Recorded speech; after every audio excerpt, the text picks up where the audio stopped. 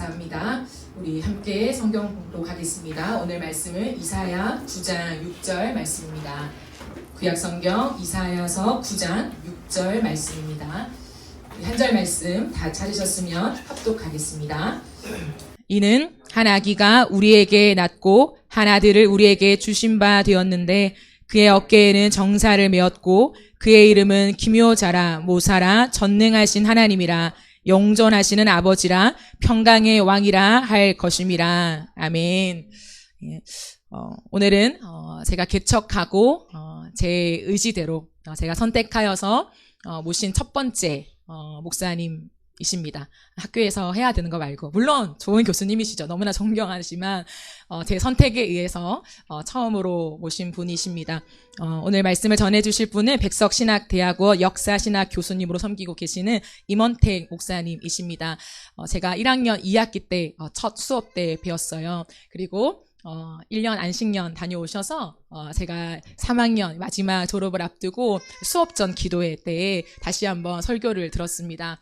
동일하게 느낀 건 무엇이냐면 수업이나 설교나 눈물 없이는 들을 수 없는 그러한 메시지를 전하시는 분이다라는 생각이 들었습니다.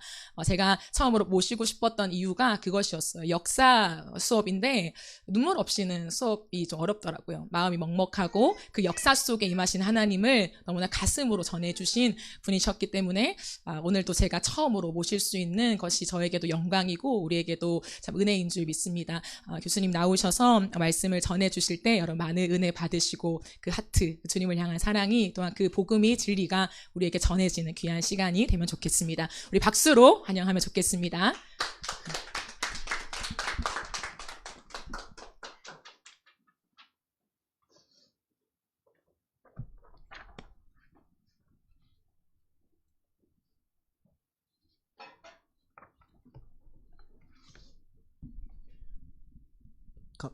반갑습니다. 제가 처음으로 이렇게 초대받았는지 몰랐어요. 영광입니다. 그리고 여러분 만나서 반갑고, 그리고 또 초대해주신 우리 박선영 전도사님 고맙습니다. 말씀을 통해서 여러분과 교제하게 돼서 기쁩니다. 메리 크리스마스. 미리인가요? 우리는 앞날에 대한 당장 내일에 대한 궁금함을 가지고 있고 알고 싶어 하지요. 그런데 그래서 예수 믿는 젊은이들 중에도 타로 좀 보고 막 그런다 그러더라고요. 그게 예수 믿는 게 아니죠. 그러면 근데 여러분 성경 하면 어떤 느낌이 먼저 드십니까? 옛날 책이잖아요. 오래된 책이잖아요. 벌써 2000년 전 생각부터 하잖아요.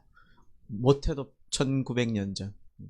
옛날 책에서 우리가 앞날에 대한 그런 걸 기대할 수 있을까 이런 생각이 들죠. 그런데 여러분 성경은요, 성경은 제일 마지막에 쓰인 게 한 1900년 전 이렇게 될 수 있지만 실제로 예수님께서 2020년 전 태어나셨죠.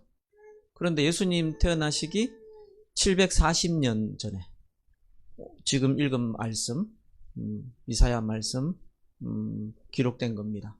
740년이면 깜깜하죠. 예를 들어서 우리가 하루 앞도 내다보지 못하는 우리 인생인데 740년 앞이라 그러면 그게 깜깜하죠. 그런데 여러분 우리는 앞날에 대해서 점도 보고 누구에게 묻고 이러면서도 그것이 이루어졌는지 확인 안 할 때가 많아요.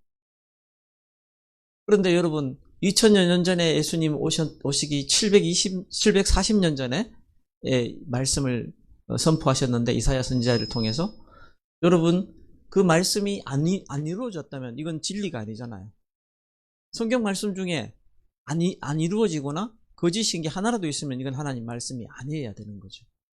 그런 면에서 여러분 740년 전에 말씀하신 그 예언의 말씀이 아까 우리 찬양하면서 예언의 말씀대로 오셨다고 그랬잖아요.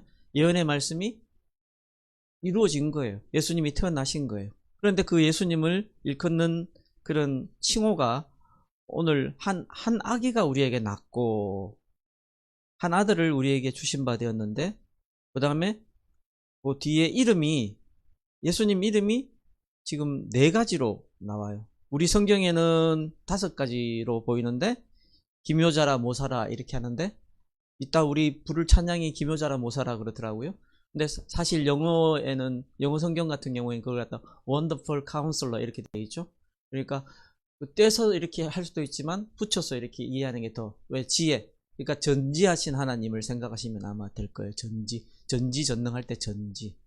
그 다음에 전등하신 하나님 그러니까 뭐겠어요? 당연하게 전능 Mighty God 이렇게 되는 거죠. 그 다음에 영존하시는 아버지 Everlasting Father 이렇게 돼 있어요. 그죠? 영어 성경에는. 그러면 영원하신 하나님 아버지. 그 다음에 마지막에 이제 평강의 왕이에요. Prince of Peace 이렇게 돼 있어요. 평강의 왕. 그러니까 뭐 이렇게 전지하시고 전능하시고 전지라는 게 뭐죠? 전지하면 딴 생각하면 안 돼요. 돼지 앞다리 이런 거 생각하면 안 돼요. 모든 것을 아시고 전능하시고 모든 것을 다 하시고 그 다음에 영원하신. 그러니까 우리하고는 사실 어떤 면에서는 이 앞에 이 세 이름은요 너무 관련이 없어. 우리가 뭐 아는 게 뭐가 그렇게 있어요. 또 뭐가 그렇게 할 수 있는 능력이 있어. 또 우리도 얼마나 인생이 짧아요. 그런데 마지막 거는 우리하고 맞닿는 지점이 있어. 평강의 왕이다. 평강의 왕이다. 그러니까 오히려 어떻게 더 좀 약하게 느껴질 수 있지만 근데 오늘 우리는 이 말씀, 요 단어, 평강의 왕이라는 이 단어를, 이 말을 좀 묵상해 보려고 해요. 평강의 왕이신 예수님이 오늘 말씀 제목이잖아요. 평강의 왕. 피스잖아요, 피스. 그런데 평안. 근데 이 말씀이 우리하고 무슨 관련이 있습니까? 우리 실제 삶이 어떻습니까? 지금 굉장히 우리는 불안하지 않습니까? 지금 다른 외국에서는요, 우리 불안해서 우리나라로 여행도 가면 안 된다 그렇게 얘기한대요. 우리는 진짜 대담한 사람들이에요, 그죠? 우리는 전혀 까딱없이 살잖아요. 굉장히 딱딱한 분위기구나. 그렇게 딱딱하면 내가 뭐 말을 못 하잖아. 네. 실제는 어떻습니까? 불안하고 평안하지 않잖아요. 그런데 여러분 평안이라는 것에 대해서 평안 같은 말로 난 이해를 하는데 평안이라는 것에 대해서 좀 생각을 해본 적이 있어요? 내가 평안하다는 것은요. 누군가 나의 평안을 위해서 수고를 하고 있다는 거예요. 누군가의 수고가 있기 때문에 내가 평안한 거예요. 지금 우리 깔끔한 옷을 차려입고 이렇게 왔잖아요. 그러면 그 뒤에는 어떤 손길이 있을까요? 그걸 준비해 준 손길이 있겠죠. 내가 준비하고 오신 분들도 많겠지만 뭐 요즘은 싱글로 사시는 분들이 많으니까. 그런데 저 같은 경우에는 아내가 준비해 준 아내가 다림질 안 해주면 내가 어떻게 이렇게 빳빳한 이런 와이셔츠를 입고 올 수 있겠어요? 아내의 수고가 있기 때문에 집이 쾌적한 거죠. 혹은 부모님과 함께 사는 경우에 어머니의 수고가 있기 때문에. 교회도 마찬가지죠. 지금 쾌적하잖아요. 작은 공간일지 몰라도 누군가 여기를 청소하고 아마 어제 준비를 했겠죠. 누군가의 수고가 있기 때문에 우리 일상은 평안할 수 있는 겁니다. 그렇죠? 그러면 저와 여러분, 우리 신자들이 누리는 평안, 이거는 어떻게 주어졌을까요? 누군가의 수고가 있지 않았을까요? 예수 그리스도께서 고난받으셨기 때문에 가능한 것입니다. 이사야 53장 4절에 6절에 보면 그는 실로 우리의 질고를 지고 우리의 슬픔을 당하였거늘 우리는 생각하기를 그는 징벌을 받아 하나님께 맞으며 고난을 당한다 하였노라. 그가 찔림은 우리의 허물 때문이요 그가 상함은 우리의 죄악 때문이라. 그가 징계를 받음으로 우리는 평화를 누리고 그가 징계를 받음으로 우리는 평화를 누리고 예수님이 죄가 없으신 분인데 절대 선이신 분인데 왜 징계를 받으십니까? 여러분, 징계가 얼마나 무겁습니까? 누군가에게 질책을 듣는 것은요, 굉장히 얼마나 아픈 일이에요? 근데 예수님이 징계를 받음으로 우리가 평화를 누린대요. 우리가 받아야 될 징계를 예수님이 당하신 것 아닙니까? 그가 채찍에 맞음으로 우리는 나음을 받았도다. 우리는 다 양 같아서.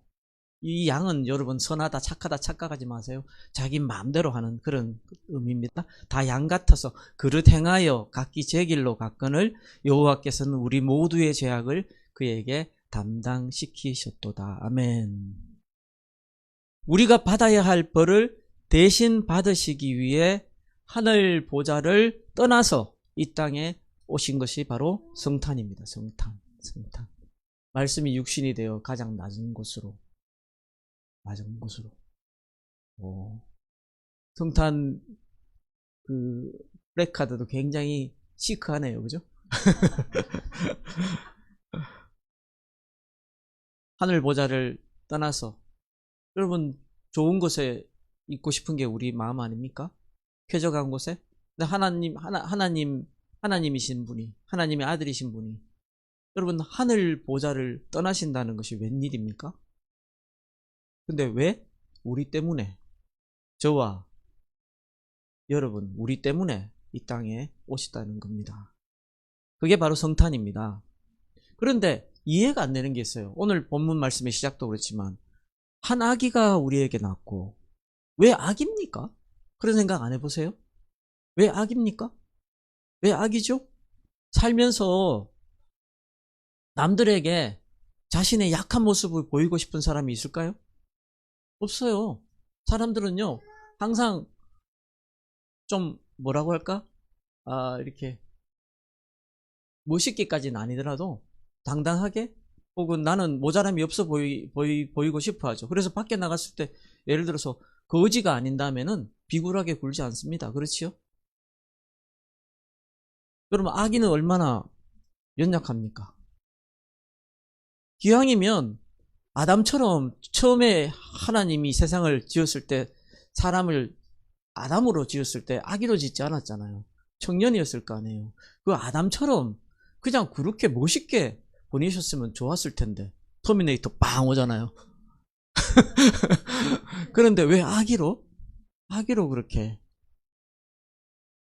오셨을까요? 예수님은 다른 사람에게 자신을 맡겨야 하는 아주 연약한, 여러분, 환자가 제일 힘든 게 뭡니까?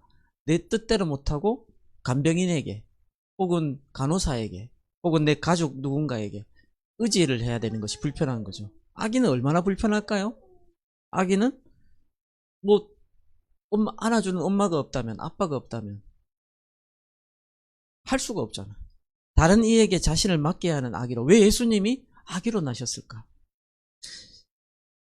이것은 바로요, 예수님 당시에 그 사람들, 유대인들이라고 그러죠. 그 유대인들이, 이스라엘 사람들이 예수님을 메시아가 뭔지 아세요? 메시아는 원래 기름 부음 받은 자. 메시아가 히브리어고, 헬라어는, 그리스어는 그리스도. 아시겠어요? 그리스도는 뭐예요? 기름 부음 받은 자. 기름 부음 받았다는 것은 구약시대 때 세 가지 직분이 기름 부어요. 선지자, 제사장, 왕.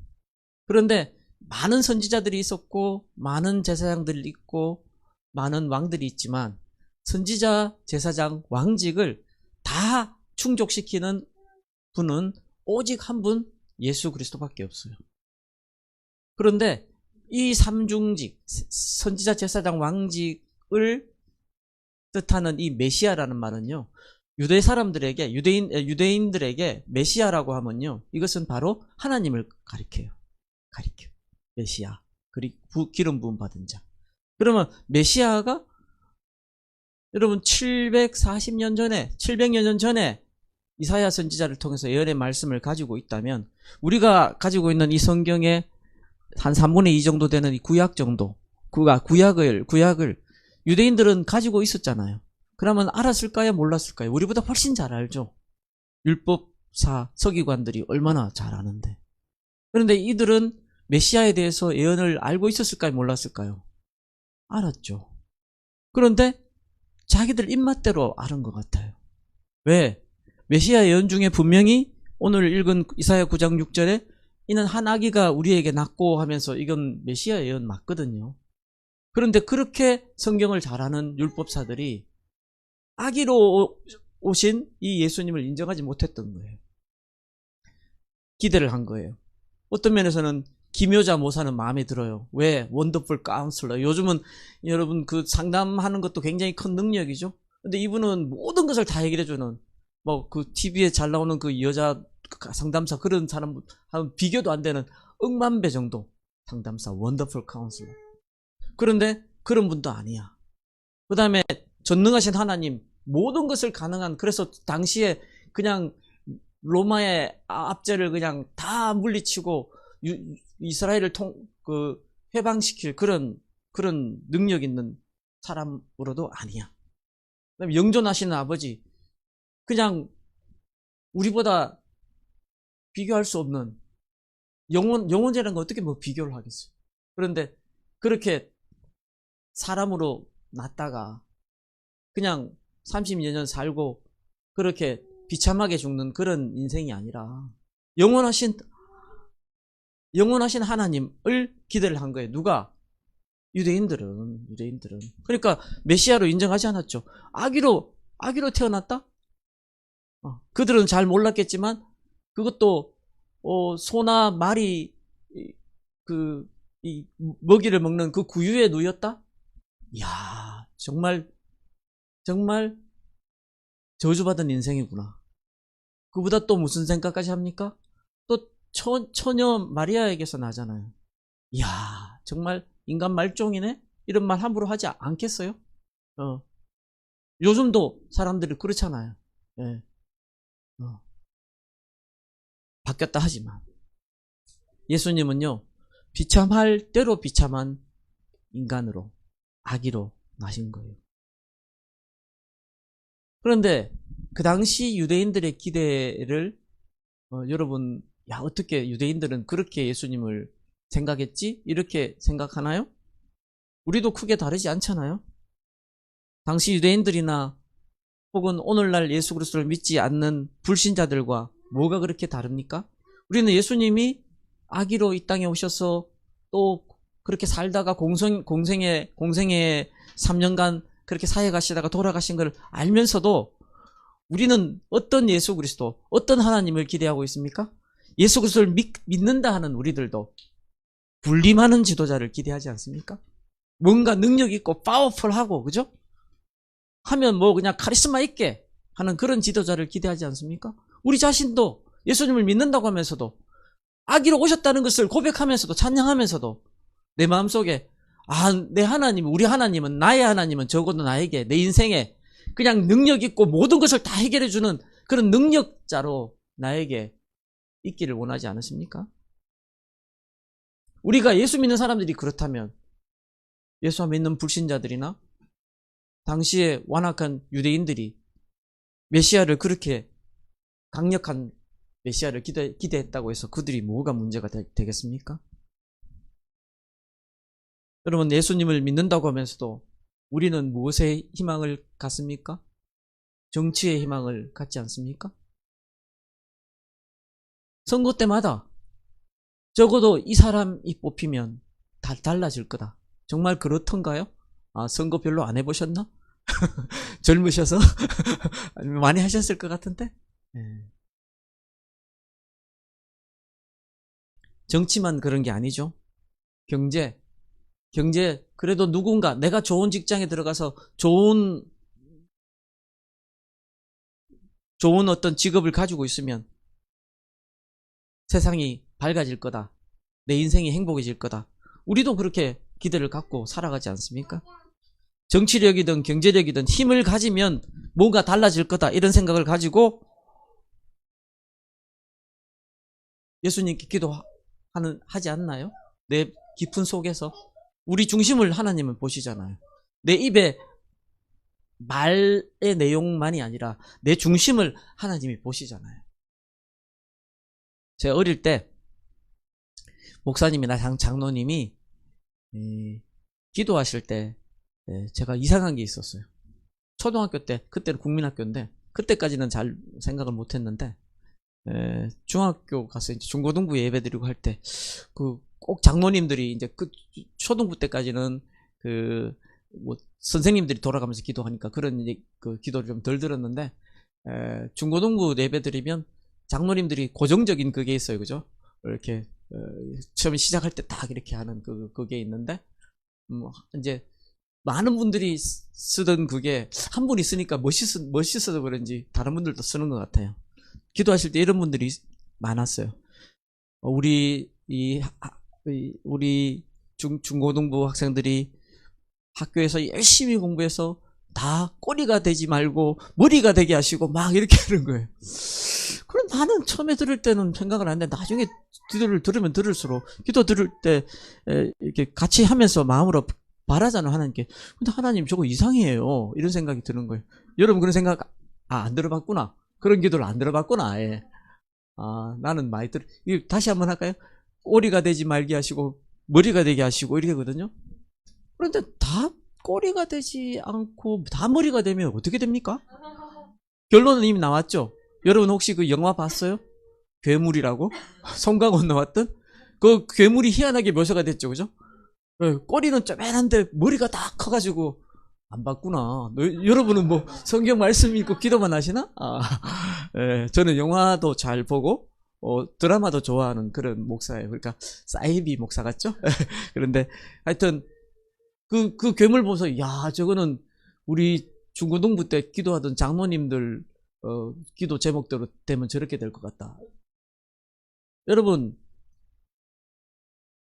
모두가 다 머리가 되려고 하는 이 세상에서 우리 예수 믿는 사람들까지 다 머리가 되면요 우리는요 한꺼번에 다 괴물이 되는 거예요. 하나님은 우리의 간구를 들어주시는 분이잖아요. 여러분 그렇게 믿어요? 아멘? 그럼 기도를 그렇게 잘못하면 안 되잖아요. 괴물 되게 해달라고 기도하는데 하나님이 들으면서 얼마나 답답하시겠어요. 나는 어릴 때 그런 생각을 했어요. 너무 좀 반골인가? 근데 그건 잘못된 기도 같아요. 왜?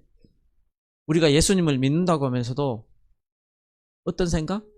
예수 믿지 않는 사람들과 똑같은 생각을 하는 거예요. 세상에서 내가 잘 되고 잘 나가면 이게 하나님께 영광 돌리는 거다. 하나님이 그렇게 생각하셨다면 그게 정말 하나님께 영광 돌리는 거라면 예수님은 아기로 오시면 안 돼요. 석가모니 고타마 시타르타처럼 태어나자마자 천상천하 유아독존 빵 그래야지.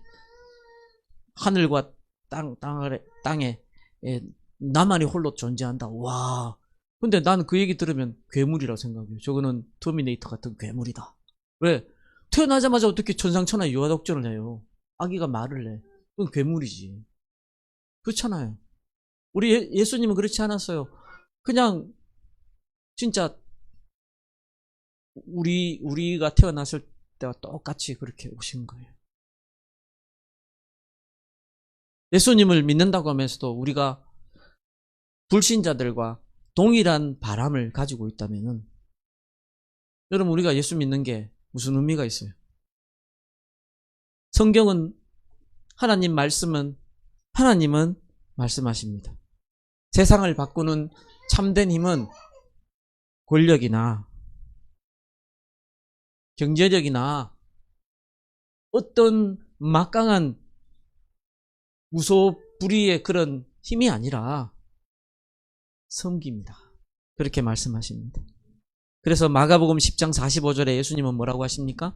인자가 온 것은, 인자는 예수님을 사람의 아들 자신을 가리키는 거죠. 인자가 온 것은 섬김을 받으려 함이 아니라 도리어 섬기려 하고 자기 목숨을 많은 사람의 대속물로 주려 함이니라. 아멘. 여러분 세상을 바꾸는 것은 군림하는 그런 능력이 아닙니다. 군림하는 그런 권력이 아닙니다. 세상을 바꾸는 것은 섬김입니다. 아멘. 예수님이 말씀하셨다니까요. 그러니까 만약에 세상의 권력이나 그런 것들을 내 마음속에 진짜 바라는 분이 여기 앉아 계시다면 어리석은 사람이에요. 딴 데 가셔야 돼. 오히려 저 그냥 정당이나 이런 데 가입하시는 게 나아. 왜? 예수님은 섬김을 받으려 하는 게 아니라 섬김 받기 위해서 이 땅에 오셨대. 아예 대놓고 이렇게 말씀하신 분인데 그분한테서 무슨 권력을 기대하고 이 자리에 와 있습니까? 그건 어리석은 사람이죠. 방향을 잘못 잡은 거죠. 2000여 년 전 아기로 오신 예수 그리스도. 그 예수 그리스도는요, 섬김과 고난을 통해서 우리에게 평화를, 평강을 주셨습니다. 아멘. 그런데 자, 문제는 예수님이 그렇게 우리에게 평화를 주시고 평강을 주시기 위해서 이 땅에 오셨는데 지금 저와 여러분 우리에게 이 평강이 있습니까? 정말 내 마음이 이 피스가 있습니까? 없습니까? 왜 그럴까요, 그러면? 그 문제 있는 거 아닌가요? 우리는요, 저와 여러분 동일하게 나면서부터 태생적으로 평강이 없는 사람입니다. 사람은 나면서부터 죄인이기 때문에. 이런 얘기하면 어떤 분들은 반발하는 분들이 있어요. 목사님, 애들 보면 이쁘잖아요. 저분한테 물어볼까요? 엄마한테? 이쁜 거 맞죠? 그런데 애가 힘들게 하고 밤에 잠 안 자고 이러면요, 진짜 이쁜 게 아니라니까요. 애들이요, 여러분, 우리 나면서부터 죄인이라는 걸 나는 언제 생각하냐면요, 아기들이 언제 울어요? 언제 울어요? 에? 그런 것들이 다 합쳐서 동일한 그게 뭐예요? 내가 그냥 뭐가 아쉬울 때예요. 그러니까 엄마가 뭐 아빠 오시기 전에 저녁 준비한다고 아무리 바빠도 그냥 얘는 울어버려. 아기는 울어버려요. 왜? 내가 지금 뭐 말도 몰라, 축축한지 뭔지도 몰라, 표현을 못하니까, 말을 모르니까. 근데 내가 지금 싫어, 엄마 나와서 빨리 편안하게 해줘. 그러면 엄마가 다 살펴요. 얘가 오줌을 쌌나 똥을 쌌나 이렇게 하고 좀 걔 하고 나면 그 다음 가만히 있어. 좀 있으면 또 막 울어. 그래, 왜 그러니까? 배고프구나. 얘 먼저 물려줘야 돼. 결국은 뭡니까? 자기 중심이에요. 내게 먼저 충족되지 않으면, 우리 사람은 그냥 나면서부터 자기 중심적이고 우리는 죄인이에요. 태생적으로 평강이 없습니다. 물질적으로 혹은 내 몸이 다 편안하면 편할 것 같다? 그렇지 않아요. 몸이 편하면 또 죄 짓는 게 사람이에요. 그러면 언제 평안이 있습니까? 답은 우리가 알고 있죠.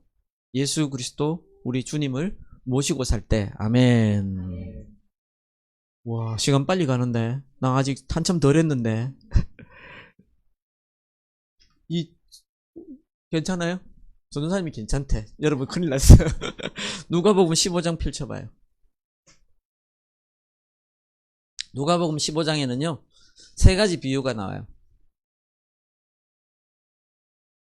세 가지 비유가 나오는데 앞에서부터 보면요, 양, 그 다음에 동전, 그 다음에 잃은 아들, 이렇게 세 가지 비유가 나와요. 그래서 어떤 분들은 뭐 비유장이라고 이렇게 얘기도 하는데, 이 세 가지 비유가 나올 때, 여러분 그 성경을 읽을 때는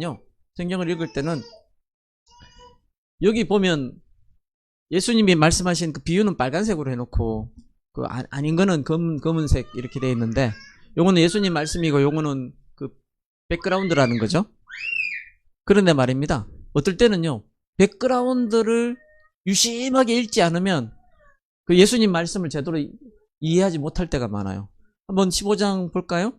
15장 세 가지 비유가 나온다고 그랬어요. 잃어버린 양, 잃어버린 은전, 잃어버린 아들.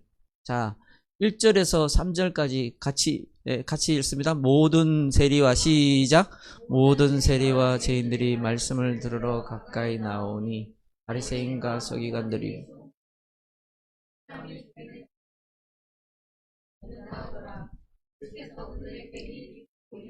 아멘. 자, 방금 읽은 말씀을 제가 설명해 준다 생각하지 말고 한번 깊이 생각을 해보세요. 모든 세리와 죄인들이 말씀을 들으러 가까이 나오니. 자, 지금 예수님 말씀을 들으러 가까이 나오는 세리와 죄인들이 있어요. 그렇죠? 있는데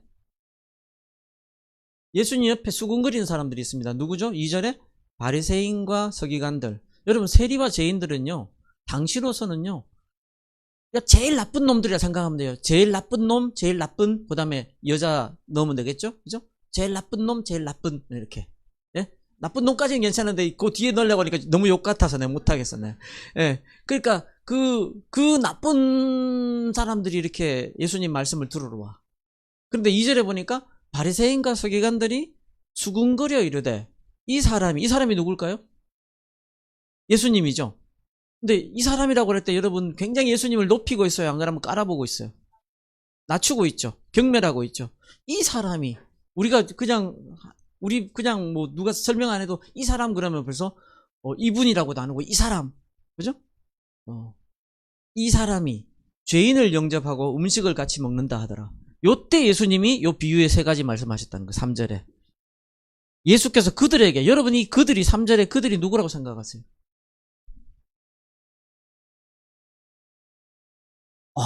답이 너무 빨리 나온 것 같은데.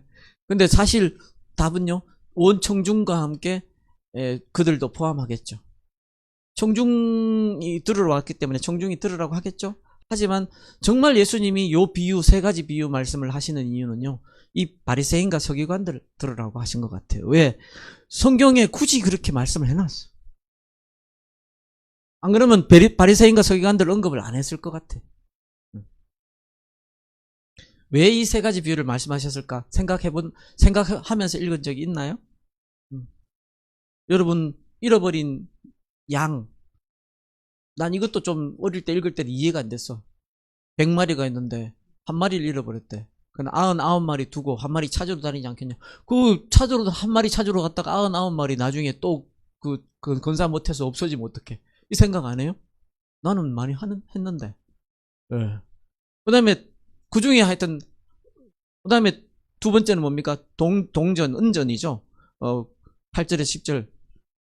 10개 중에, 드라카무 중에 하나를 잃었대. 그러면 온 집안을 쓸며 청소해서라도 이게 찾아가지고 잃어버린 하나를 찾지 않겠느냐. 100개에서 하나, 100개 중에 하나, 10개 중에 하나, 자꾸 줄더니 이제는 2 아들 중에 하나들을 잃어버렸다. 이렇게 나오네요. 앞에 그냥 저는 할 때 이게 무슨 뜻일까? 한 영혼이 소중함을 얘기할까? 근데 다른 이렇게 병행 이렇게 다른데 말씀을 보면 그런 이유가 있는데 여기서는 그런 뜻이 아니라. 그러면 결국 무슨 이유로 이 말씀을 하실까? 제가 볼 때는요, 잃어버린 영혼이 돌아오는 것, 잃어버린 영혼을 찾는 것이 하나님 아버지께 얼마나 소중한가를 보여주시기 위해서 그렇게 하신 것 같아요.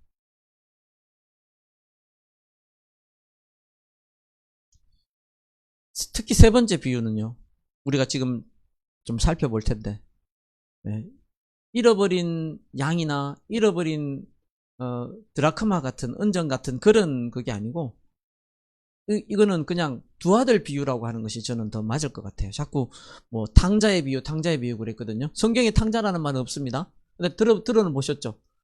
여러분 잘 모르겠지만 탕자처럼 할 때도 그 탕자가 나오는. 저는 어릴 때 탕자 하길래 느낌이 어떤가 하면 공자, 맹자, 순자처럼 무슨 자자 돌림으로 가니까.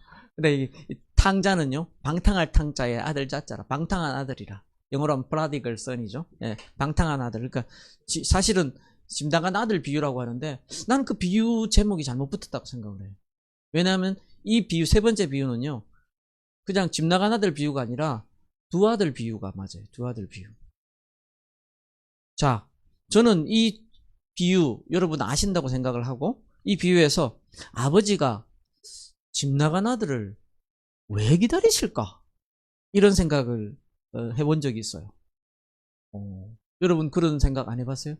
자, 아버지는 이 흔히 말하는 탕자의 비유라고 합시다. 탕자의 비유에서 집 나간 아들을 왜 기다리실까요?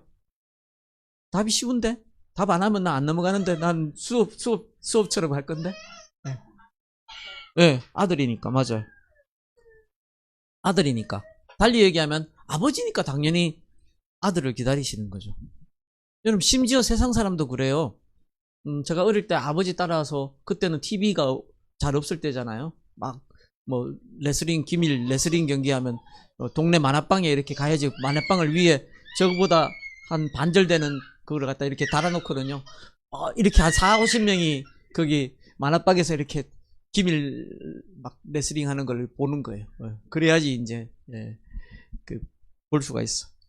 그러던 시절이기 때문에 영화관 간다는 거는 엄청난 일이죠. 근데 제가 3남매 중에 막내인데, 아버지가, 엄마는 안 가신 것 같아요. 엄마는 왜냐하면, 멀미를 하시니까. 저도 멀미를 하는데 아버지를 따라갔고, 그래서 저는 어릴 때 엄마하고 같이 나가는 거 싫어서요. 엄마도 멀미하고 나도 멀미하니까. 근데, 아버지 따라가면 아버지가 다 알아서 해주니까. 근데, 이제 아버지가 저만 데려가셨던 것 같아. 아마 형하고 누나는 이미 초등학생이니까 반값이라도 내야 되니까. 그래서 안 데려가신 것 같고, 저만 따라갔는데, 봤던 영화 몇 개가 있어요.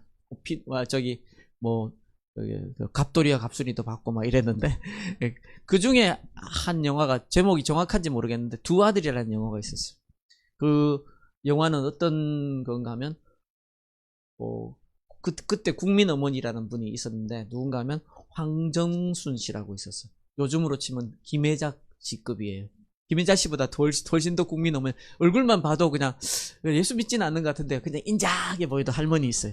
그 황정순 씨가 어머니로 나오고 아버지는 안 나와요. 왜? 일찍 돌아가신 그런 거로 되는 것 같은데 아들 둘이가 있는데 큰 아들하고 이제 둘째 아들인데 큰 아들은 누가 이제 나왔나 하면 젊은 시절에 최무룡이라고 하면 누군가 하면 여러분 최민수 알아요? 최민수 몰라요? 알아요. 최민수 아버지가 최무룡이라 엄청 잘생겼어.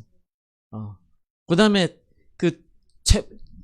둘째 아들은 누군가 하면 신성일 씨는 누군가 하면 한국의 제임스 딘이라고 불렀는데 바나나 기질처럼 이렇게 보이는 그런 굉장히 이렇게 멋있어. 요즘 봐도 잘생겼어. 네. 원빈이나 현빈 섞어놓은 것보다 더 잘생긴 것 같아. 하여튼 신성일 씨가 딱 이렇게 둘째 아들인데 근데 큰아들은 형사라. 경찰인데 그냥 효자야. 엄마한테 진짜 잘해. 그런데 둘째 아들은 이건 완전 불안강이라. 부인 같진 않은데 하여튼 막 이렇게 그래도 엄마가 혼자 사는 그런 방에 와가지고 장롱 같은 걸 뒤져가지고 옛날 그 할머니 장 있잖아요. 뒤져가지고 엄마가 이렇게 뭡니까 행상 같은 거 해가지고 이게 꺼기 내놓은 돈을 다 가가지고 막 자기 맘대로 쓰고 하는 나쁜 놈이라. 그런데요, 그 엄마가 그 큰아들한테 자기 동생, 네가 잘 이렇게 챙겨줘야 된다. 이렇게 자꾸 그러고 용서를 하라 그러고 그런다고. 나는 어린데 그때 대여섯 살 됐으니까 어릴 때 영화를 보면서 왜 저럴까? 내가 생각해도 저 둘째 아들 놈은 진짜 나쁜 놈인데 왜 저 엄마는 저렇게 아들을 저렇게 할까? 나중에 나이 들어서 제가 하니까 이해가 되더라고요. 왜 그렇게 그 엄마는 나쁜 불황당 같은 둘째 아들 놈을 챙겼다? 답이 나왔잖아요, 아까. 아들이니까, 엄마니까. 이해가 되시죠? 네. 자, 그런데요. 제가 퀴즈를 이제 제대로 한번 내볼게요. 두 가지 퀴즈를 낼게요. 첫 번째는요.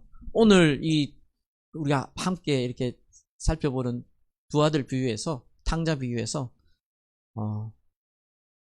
먼저는 둘째 아들이 제일 잘한 거. 질문 자체가 여러분 여기 굉장히 명쾌합니다. 둘째 아들이 제일 잘한 거. 그 다음에 두 번째 질문은요. 맏아들이 잘못한 거. 제일이란 말도 필요 없어. 맏아들은 그냥 잘못한 거. 하나. 1번 문제부터 한번 같이 풀어봅시다. 자, 둘째 아들이 제일 잘한 거. 제일 잘한 게 아니지. 둘째 아들은 잘한 게 거의 없으니까, 그죠? 둘째 아들은 일단 나쁜 놈이죠. 왜 나쁜 놈입니까? 여러분, 누가복음 여기 보면요.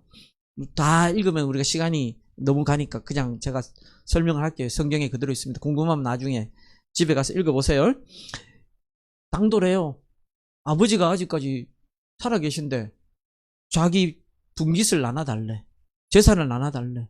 여러분, 나도 이제 환갑 지났지만 아들놈이 갑자기 전화해가지고 아빠 나한테 물려줄 거 있으면 지금 줘. 이러면 열 받을까 안 받을까? 지기고 싶지. 막 설교 다니라 좀 미안한데 이 새끼가 이거 진짜 뭘 날 어떻게 생각하고 이렇게 막 이 생각이 들까 안 들까? 그러니까 당돌한 놈이야. 이 둘째 아들 놈은 자기 것을 재산을 상속, 그거로 지금 상속도 아니죠. 증여해달래. 증여. 요즘으로 치면 증여하면 증여세가 많이 나옵니다. 예, 증여해달래. 살아 계신데 당돌한 놈이죠. 그러면 또 책임감이라도 좀 있든지. 그 아버지의 그 굉장히 부자인 것 같은데 아버지한테 받은 자기가 그 증여받은 그것을 가지고 가서 뭐 했습니까? 사업이나 이렇게 한 게 아니라 다 해먹었어요. 나중에 그 형이 나중에 말하는 내용 들어보면요. 창녀 그러니까 남봉질 하면서 다 그렇게 막 써버렸다고. 야, 돈도 잘 쓰는 놈이에요. 여러분, 돈 쓰기도 굉장히 사실은 뭐 조금 쉽지 않을 때 어떻게 쓰면 그렇게 다 써버리는지 몰라? 하여튼 무책임한 놈이에요. 그죠? 책임감도 없어요. 그럼 보통 다른 뭐 드라마 같으면 어떤 생각합니다. 이렇게 막 했다가 나중에 절치부심하면서 해가지고 사업 성공해가지고 다시 막 복귀하고 뭐 이런 다시 그 스토리가 막 나와야 되잖아요. 그런 것도 아니에요. 이놈은요 무능력해요. 그래가지고 그냥 돼지 치면서 그것도 먹을 것이 없어가지고 돼지 먹는 쥐염열매라고 나중에 친구가 쥐염열매라고 보여주는 보기도 별로 쫌쫌해나더라고요. 쥐염열매 같은 거 먹으면서 연명을 하고 있었다고. 야, 그러니까 이놈은 당돌하고 무책임하고 무능력한 놈이에요. 자, 그런데 이 둘째 아들이 그래도 잘한 게 하나 있어요. 맞춰보세요. 아실 텐데. 네, 맞아요. 아버지께로 돌아온 거. 20절 보면요. 15장 20절. 이에 일어나서 아버지께로 돌아가니라. 아멘. 아직도 거리가 먼데 아버지가 그를 보고 측은히 여겨 달려가. 여러분, 거리가 먼데 이 아버지는요. 아마 이 아들이 나간 직후부터 나가서 기다리신 것 같아. 왜냐면 성경에 그런 설명은 없어요. 근데 내가 추측한데 왜? 언제 아들이 올 줄 알고. 딱 아들 올 줄 알고 뭐 이렇게 스마트폰 연락받고 나가서 기다리신 거 아니잖아요. 뭔데? 아직 거리가 뭔데? 그를 보고 측은히 여겨 달려가. 여러분, 달려가 이런 데서 아직 젊으니까 감동이 안 오죠? 제 나이 때 이거 달려가를 읽으면요 감동이 와요. 왜? 내가 한 십몇 년 전에 봉천동 그 산동네 살 때 막 그게 바뀔라 그러더라고. 신호등이. 그래서 조금만 뛰면 될 것 같아. 내리막길을 막 뛰었지. 바로 임대 나가가지고 3주 동안인가 2주 동안인가 내가 물리치료 계속 받았잖아. 여러분, 그때가 벌써 십몇 년 전인데 10년 전인데 지금 이 아버지는 나보다 더 할아버지인 것 같은데 달려가. 여러분, 무릎도 생각 안 하고 달려가. 목을 안고. 여러분, 돼지 치다가 얼마나 냄새가 더러울 냄새가 날 텐데 목을 안고 또 입을 맞추니, 야, 아버지라도 나는 우리 아들이 내 아들이 이렇게 아들 한 놈이 있거든요. 이래 더러우면 나는 그래 못해. 야, 씻고 나서 내가 안아줄게. 아버지, 내가 하늘과 아버지께 죄를 지었사오니 지금부터는 아버지의 아들이라 일컬음을 감당하지 못하겠나이다. 하나. 아버지는 종들에게 이랬다. 여러분, 이게 앞에 읽어보면요. 이게 집 나간 둘째 아들이 자기 아버지한테로 돌아오기까지 얼마나 고심하다가 내가 가도 될까 하다가 내가 이렇게 굶어 죽느니 이 아버지한테 가서 종로를 사자 하고 자기가 몇 번이나 아마 몇천 번이나 연습한 대사예요. 아버지, 내가 하늘과 아버지께 죄를 지었사오니 지금부터는 아버지 아들이라 내 못하겠어. 그러니까 나를 품꾼이 하나로 보소서. 요까지 세 가지 내용을 준비를 했거든요. 근데 두 가지까지 했죠. 나는 죄 지었고 이제 아들이라 못하겠어요. 그 다음에 품꾼 이 얘기 나오기도 전에 아버지가 막아서는 거예요. 22절에 아버지는 종들에게 이르되 제일 좋은 옷을 내어다가 입히고. 여러분 제일 좋은 옷은 누가 입어야 돼요? 나이 들수록 좋은 거 입어야 돼요. 왜? 그래야지 이게 나이가 좀 덜 보였다. 그러니까 근데 아버지가 입는 게 아니라 집안 자기 재산의 거의 절반을 다 해먹은 그 놈한테 제일 좋은 옷을 내어다가 입히고 손에 가락지를 끼우고. 여러분 결혼 안 하신 분들이 많은데 가락지 결혼식 때 누구한테 끼워줍니까? 세상에 가장 소중한 존재. 이게 가락지 끼워주잖아요. 발에 신을 신기라. 렘브란트의 그림을 보면 여러분 맨발인 거 아마 보이실 겁니다. 상상해서 그렸겠지만 여러분 신도 못 신는 그런 거지 아닙니까? 그런데 그 발에 신을 신기래. 그리고 종들에게 이르되 제일 좋은 옷을 내어다가 입히고 손에 가락지를 끼우고 발에 신을 신기라. 그리고 살진 송아지를 끌어다가 잡으라. 우리가 먹고 즐기자.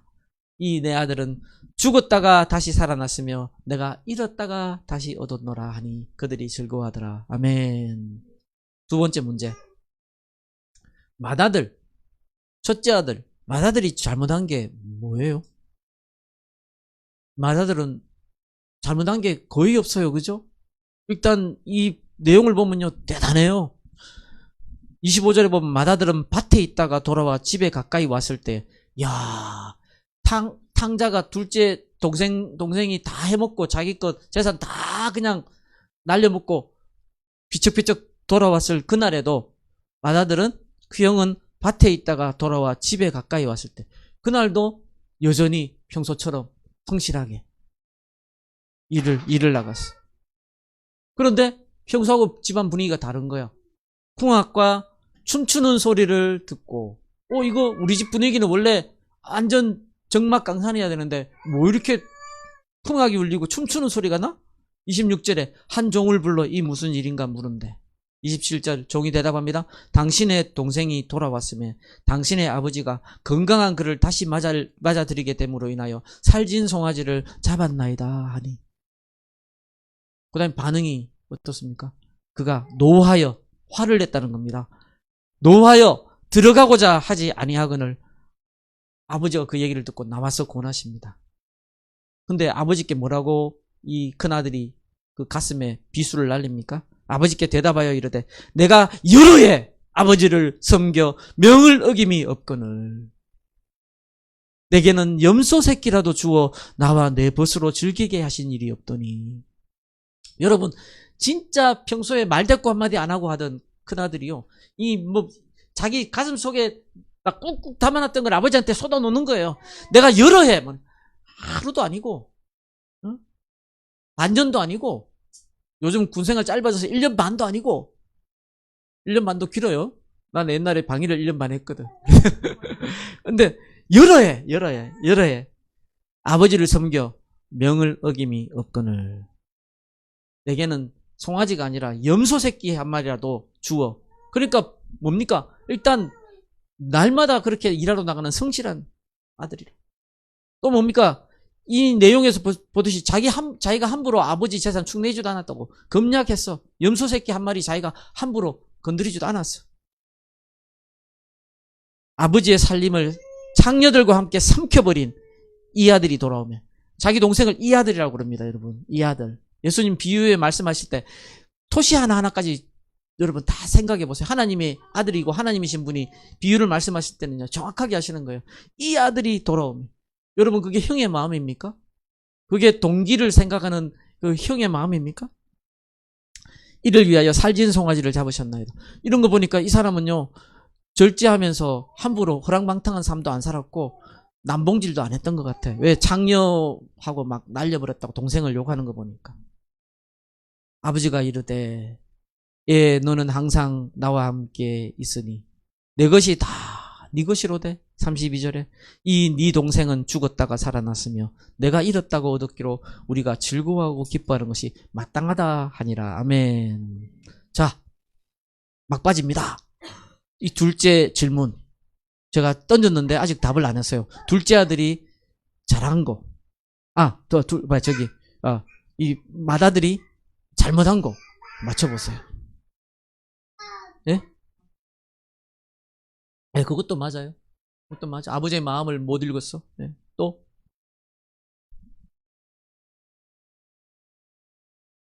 예, 그것도 맞았어. 근데 내가 딱 기대하는 답은 아니에요. 예? 사랑인지 모르다니?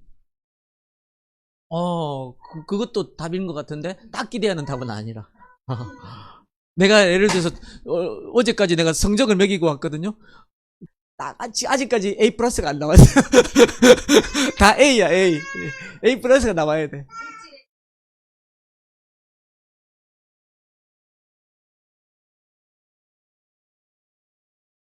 말이 비슷해. 근데 그것보다 더 근본적인 거.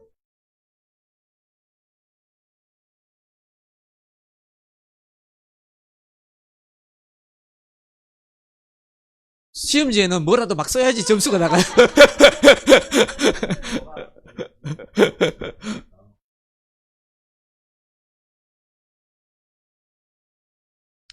여러분, 자, 한번 돌려서 얘기해 볼까요? 자, 여러분이 만약에 여기 결혼 안 하신 분들이 이렇게 여자분들 계시고 한데, 자, 1번 신랑감이 둘이 나섰어. 듀오에. 1번 둘째 아들. 2번 첫째 아들. 1번, 2번 바꿨어요, 일부러. 예. 자, 만약에 어머니가 계신데 만약에 딸이 있다면 사윗감을 1번 둘째 아들, 2번 첫째 아들. 솔직하게 지금 우리 예? 그래 그 문제는 그렇지 않아. 문제는 딱 명확해. 1번 2번 중에. 아니 솔직하게 하면 돼요. 솔직하게. 정말 내가 만약에 아들 하나밖에 없지만 딸이 있다면 1번 둘째 아들, 2번 첫째 아들. 자, 1번 2번 중요하지 않고, 자, 둘째 아들 같은 사위를 맞을 거예요? 첫째 아들 같은 사위를 맞을 거예요? 당연하죠. 나라도 딸이 있으면 당연히 나는 첫째 아들. 왜냐하면 성실하죠, 검약하죠, 절제하죠. 1등 신랑감이지. 둘째 아들, 이놈은 무조건 보기 싫은 놈이지. 저런 놈을 데려오는 순간 나는 그냥 딸을 그냥 원망하고 싶겠지. 그런데 그 둘째 아들이 제일 잘한 게 그럼에도 아버지께로 돌아온 것이라면 이 첫째 아들은요, 모든 걸 갖췄어요. 모든 걸 갖췄는데 이 첫째 아들이 뭐가 문제인가? 아버지와 함께함의 복을 누리지 못했다는 거예요. 여러분, 이 말씀에 있잖아요. 저는 함정을 판 게 아니에요. 31절에 보면 아버지가 이르되, 예, 너는 항상 나와 함께 있으니 내 것이 다 네 것이로되. 여러분, 이게 신학적으로 뭐라 그러는지 알아요? 임마누엘이에요, 임마누엘. 아까 우리 찬양 많이 했죠. 임마누엘. 임마누엘이 무슨 뜻이에요? 임마누엘, 하나님이 우리와 함께 하신다. 하나님이 우리와 함께 하신다. 하나님이 우리와 함께 하신다. 그냥 성탄만 임마누엘의 시작이 아니라, 임마누엘이라는 것은요, 하나님이 우리와 함께 하신다는 거예요. 하나님이 우리와 함께 하신다. 그런데 여러분, 하나님이 우리와 함께함의 복이 얼마나 큰 것입니까? 맏아들은요, 아버지와 함께 있음의 그 복을 사실은 누리며 살았던 건데, 그 맏아들은요, 그 복을 하나도 못 누린 거예요. 자기는 어떻게 살았죠? 의무감에 살았고, 어떤 면에서는 자기 공명심에 살았고, 자기 의로 살았던 거예요. 왜? 나는 아버지한테 이렇게 하는데 내 동생 놈은 저렇게 가서 다 아마 소식을 들었겠죠, 그죠? 동생 소식을 다 해먹고 있는데 나는 아버지한테 얼마나 좋은 아들인데 다 자기 의로 가득 차서 똘똘 뭉쳐서 아버지와 내가 함께함의 이 소중함. 여러분, 저는 2003년에 아버지가 돌아가셨거든요. 아버지가 돌아가셨을 때 뭐라고 얘기할 수가 없어요. 절친한 친구 어머니가 돌아가셨을 때도 내가 가서 하룻밤을 같이 해줬지만 몰랐다고. 내 아버지니까 알겠더라고. 함께함의 봉이 얼마나 큰지. 그런데 그 아버지와 함께하면서도 아버지와 함께함의 복을 맏아들은 하나도 누리지 못한 거예요. 자, 우리는 하나님의 자녀입니까? 아멘? 근데 하나님의 자녀라고 하면서 임마누엘의 복을 누리고 있습니까? 더 나아가 우리 주위에 그 예수 그리스도의 이 함께함의 이 평강을 참으로 누리고 있습니까? 이것을 주위에 나누고 있습니까? 마태복음 5장 9절에 보면요, 화평하게 하는 자는 복이 있나니 그들이 하나님의 아들이라 일컬음을 받을 것이라 그랬어요. 우리 속에 있는 이 평강은요, 내 속에만 있어서 되는 게 아니라 이 평강을 나누어 줘야 돼, 주변에. 근데 우리는 평강을 나누는 사람입니까? 아니면 내가 그 자리에 들어감으로 오히려 평강이 사라지는 존재들입니까? 예수를 믿는다고 하는데 왜 나만 있으면 만약에 거기에 경쟁이 생기고 거기에 욕심이 생기고 거기에 다른 무언가가 생기고 있다면 내가 예수 믿는다는 것이 무슨 의미가 있습니까? 성탄은요, 예수 그리스도께서 우리의 참된 평강을 주시기 위해서 이 땅에 오신 것입니다. 아멘. 우리는 이 복된 소식을 널리 전해야 할 것입니다. 아멘. 그래서 이 enough church, 충분하다는 뜻 아닙니까? 그죠? 평강한 거죠. enough church에 잃어버린 영혼이 다시 살아나는 역사가 많이 일어나기를 바랍니다. 만약 우리 가운데 아직 하나님께로 돌아오지 않은 분이 있다면 둘째 아들이 한 것처럼, 여러분, 하나님은 아버지처럼, 이 비유의 아버지처럼 따지고 묻지 않으세요. 그냥 돌아온 것 자체로 품어주세요. 제일 좋은 옷을 내어다가 입히고 가락지를 끼우고 입을 맞추시는 거예요. 하나님 아버지께로 지금 나오시길 바랍니다. 그리고 참 평강을 누리게 되길 바랍니다. 또한 예수 그리스도를 믿어 구원받았으면서도 마치 이 비유의 맏아들처럼 참 평강의 복을 누리며 살지 못하고 나의 의와 세상 욕심으로 여전히 가득 차서 참 평강을 누리지 못하고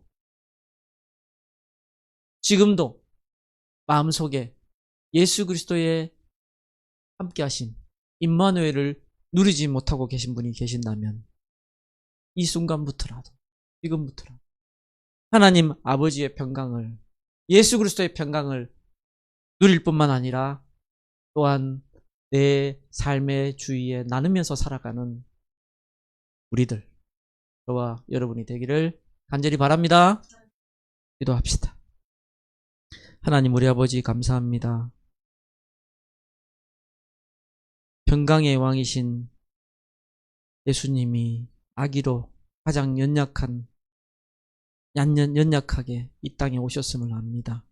하지만 그 연약함은 하나님, 우리가 낮아지고 오히려 섬기고 내가 비천해짐으로 주님의 사랑을 나누고 주님의 평강을 나눌 수 있음을 몸소 보여주셨음을 믿고 감사드립니다.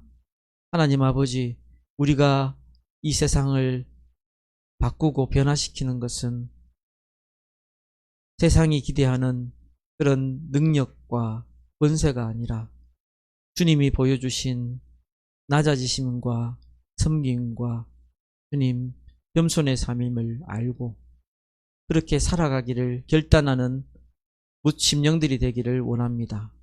이너프 처치를 사랑하시는 주님께서 주님, 이너프 처치에 속한 모든 이들이 이 땅에 아기로 오신 우리 주님의 그 겸손과 섬김을 본받아 살아가는 우리 모두가 되도록 역사하여 주시기를 간절히 원합니다.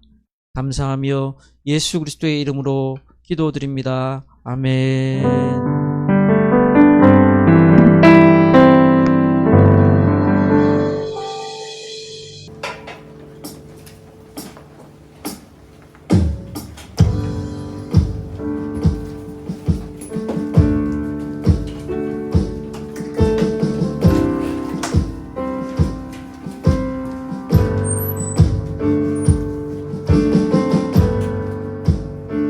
그들의 말씀 기억하시면서 찬양하며 나가겠습니다.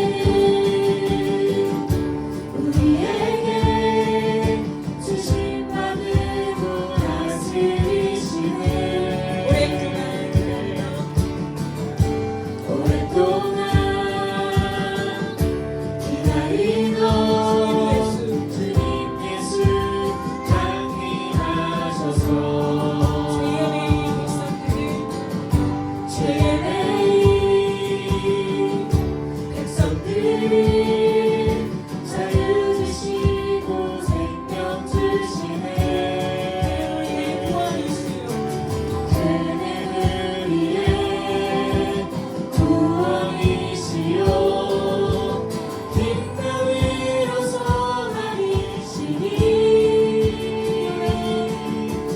기려라 보살아 전능하신 하나님 영원한 아버지 영광의 왕이요 우리와 함께 하시는 영원한 아버지 예수 그는 우리의 구원이시요 그는 우리의 구원이시요 힘과 위로 소망이시니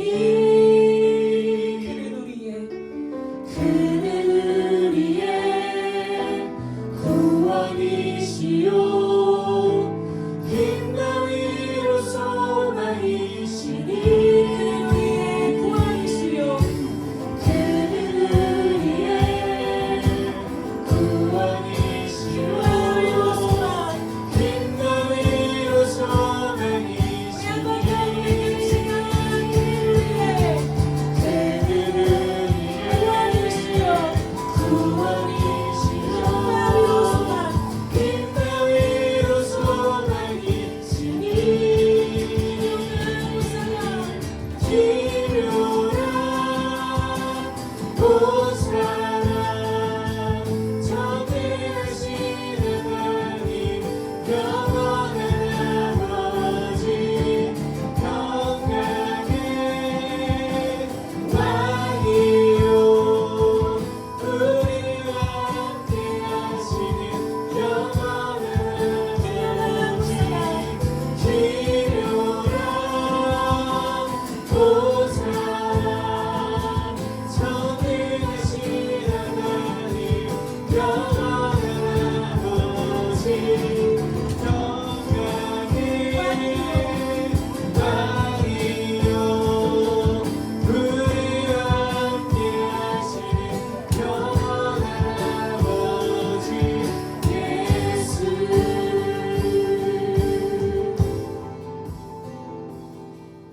우리가 이제 들은 말씀을 기억하면서 함께 기도합시다.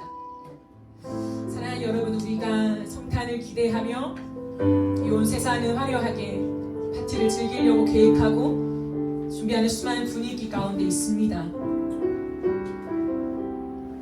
그 무엇보다 우리 안에 진정한 평안과 샬롬이 있으십니까?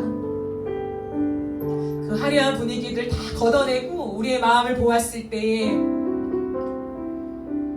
우리의 삶의 환경과 조건에 영향받지 않는 그 무엇도 세상에 빼앗길 수 없는 평안, 하나님의 샬롬이 있으십니까? 우리는 태생부터 평안할 수 없는 죄인으로 태어난 존재입니다. 세상의 어떤 화려함과 캐롤과 돈과 사람들과 파티와 그 많은 것들이 있을지라도 예수 그리스도께서 우리 안에 계시지 아니하면 우리는 절대적인 평안을 누릴 수 없습니다. 이 시간 기도하며 나아가실 때에 하나님, 내가 태생부터 평안을 누릴 수 없는 존재임을 인정합니다. 나는 죄인임을 인정합니다. 세상의 그 어떤 것으로 내 불안을 떨쳐버리고 평안을 가지려고 나아가는 인생이 아니라 하나님 그런 허무한 인생이 아니라 그 평안으로 이 땅에 오신 아기 예수님으로 이 땅에 오셔서 먼저 그 모양으로 오셔서 우리에게 평안을 주시고자 하셨던 하나님 그 예수님을 우리 마음 가운데 모시겠습니다. 우리 마음을 영접하겠습니다. 주님, 나에게 세상에 줄 수 없는 절대적인 평안을 가지고 주님을 찬양하며 이 땅을 살아갈 수 있도록 임마누엘 누리며 살아갈 수 있도록 주여 역사하여 주시옵소서. 우리 주여 외치며 기도하며 나가겠습니다. 주여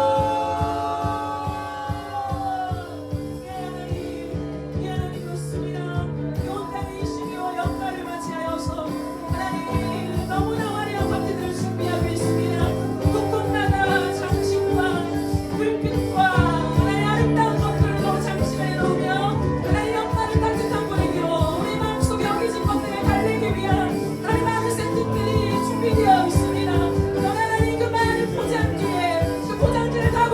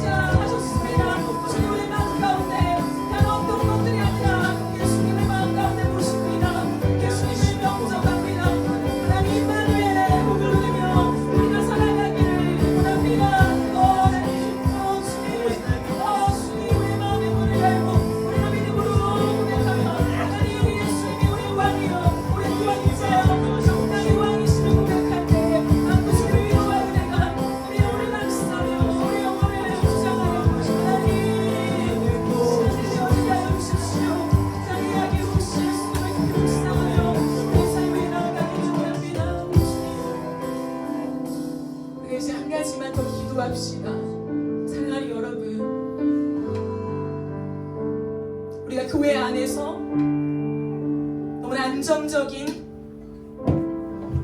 많은 세팅들이 되어 있지만 정말 우리 안에 하나님과의 관계를 누림이 있으십니까?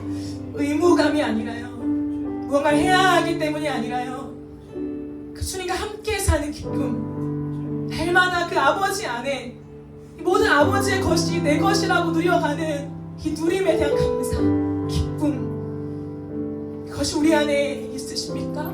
우리가 이 시간 기도하며 나아갈 때에 주님, 우리가 무언가를 잘해서가 아니라 주님이 우리를 아들로 딸로 삼아 주셨습니다.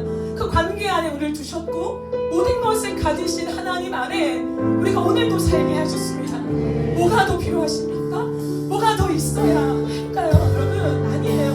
무언가가 더 필요한 것이 아니라, 내 의가 더 충족되어야 하는 것이 아니라, 아버지가 잘 보여야 되는 것이 아니라 그냥 아버지인 거예요. 그냥 우리 아버지십니다. 그 아버지 안에 거하면 아버지 모든 것이 우리의 것이 되는 것입니다. 그래서 기도하며 나아갈 때 하나님, 우리가 첫째 아들로 교회 안에 있습니다. 하나님 안에 있습니다. 그러나 너무나 어리석게 하나님과 함께하는 그 복이 무엇인가를 누리지 못한다면 하나님, 무엇보다 더 어리석은 일이 어디 있겠습니까? 주여, 우리를 불쌍히 여겨주시고 그냥 아버지와 함께하게 하여 주옵소서. 하나님을 누리게 하여 주옵소서. 사랑하게 하여 주옵소서. 섬기게 하여 주옵소서. 그 안에 놀라운 평강이 우리를 주장하는 삶이 될 수 있도록 주여 역사하여 주시옵소서. 주여 부르시며 기도하며 나갑니다. 주여,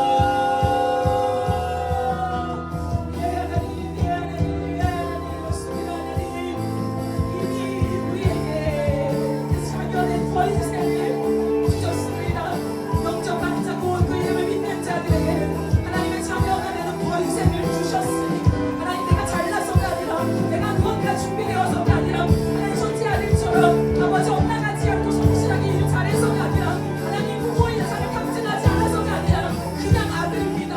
나는 그냥 아들입니다. 나는 그냥 주님의 딸입니다. 그 안에 아버지와 함께하는 복을 누리기를 원합니다. 하나님, 너무나 감사하게 우리는 교회 안에 있습니다. 이 실수 안에 있습니다. 이 테두리 안에 있습니다. 돌파리 안에 있습니다. 그러나 오늘도 우리가 우리 의로 아버지를 충족시키게 하는 이 많은 우리의 행위가 아버지의 그 기쁨을 빼앗아 가겠지 않을까 돌아봅니다. 다시 한번 우리가 주님과의 관계함으로 들어가 그냥 아버지를 누리게 하시고 아버지와 함께하는 복을 하나님 온전히 누리며 살아갈 수 있게 역사하여 주시옵소서. 이 땅에 아기 예수로 오셔서 우리의 죄를 대신 지시고 하나님과 우리의 막힌 땅을 오시며 아버지와 우리의 관계를 회복시키신 놀라운 예수님, 하나님 그 예수님의 이름을 믿음으로 말미암아 그 영적감으로 말미암아 자녀의 권세를 주신 이 권세를 회복하신 놀라운 은혜를 누리게 하여 주옵소서. 찬양하게 하여 주옵소서. 주님을 더 사랑하게 하여 주시옵소서. 축하게 하여 주옵소서. 오 주님을 받으며 나아갑니다. 주 역사하시고 축복하여 주시옵소서. 주님을 의지하며 나아갑니다.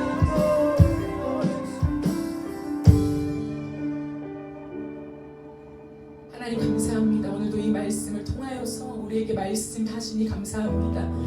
하나님, 우리가 오늘 많은 것들을 누리매는 그 뒤에 누군가의 수고가 있음을 기억하게 하여 주십시오. 오늘도 우리가 세상에 줄 수 없는 말도 안 되는 이 샬롬을, 평안을 누릴 수 있는 것은 모든 것을 다 가진 하나님께서 그 하늘 영광을 버리시고 말로 다 담을 수 없는 비천한 이 땅 가운데 아기로 오신 이 놀라운 사건, 이 은혜, 이 수고 때문에 오늘 우리에게 절대적인 평안이 있는 줄 믿습니다. 하나님, 예수님을 기억하며 살게 하시고 주님과 함께하는 임마누의 복을 누리게 하여 주시옵소서. 주님은 우리에게 많은 것들을 주시면서 그렇기 때문에 일을 하라고, 그렇기 때문에 내 기쁨을 충족시키라고 주님 말씀하신 것이 아니라 그저 나와 함께 살자라고 말씀하십니다. 주님의 원함이 나의 원함이 되어지게 해주셔서 그저 오늘도 주님 안에서 내가 함께 먹고 함께 마시며 함께 거할 수 있는 이 영적인 교제의 복이 얼마나 귀한지를 깨달아 그저 주님과 함께 살게 하여 주옵소서. 그리고 이 놀라운 복, 안정감, 이 기쁨, 영원한 나라에 대한 소유, 이것을 나만 가지고 있을 수 없어서 우리가 나아가 만나는 사람들에게, 우리가 교제하는 많은 옆에 지인들에게 예수님을 전할 수밖에 없는 하나님 그 벅찬 감격을 우리에게 허락하여 주시옵소서. 이 말씀들을 전할 때에 우리 안에 먼저 부끄러워하는 것이 아니라 너무나 확신 있게 너무나 좋다고 너무나 귀한 소식임을 우리가 먼저 확신하며 그 감격으로 전할 수 있게 역사하여 주시옵소서. 그래서 우리가 12월 25일 이 성탄절에 함께 하나님 여기에 우리의 사람들을 함께 초청하기로 계획되어 있습니다. 그날에 많은 분들의 마음이 열려져서 이곳 가운데 함께 오게 하여 주옵소서. 와서 우리가 누리는 평강과 하나님과의 관계가 하나님 누려지는 놀라운 시간 될 수 있도록 주님 축복하여 주시옵소서. 감사드리며 예수님의 이름으로 기도드립니다.